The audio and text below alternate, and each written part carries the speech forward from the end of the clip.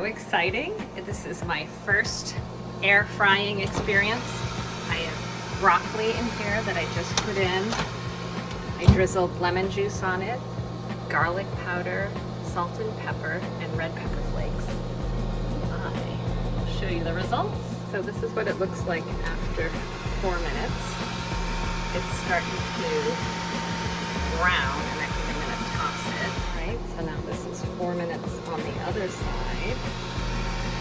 And they're a little crispy. And I'm gonna grab my fork. They're definitely like al dente. I would love it this way. These little chunkaroos might need more time. Stems. I'm gonna give it another couple minutes. All right, this is 1 minute more. I like the way this looks.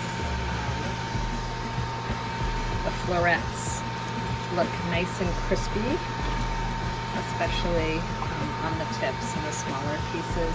I'm gonna leave in the big chunks so they can cook another couple of minutes.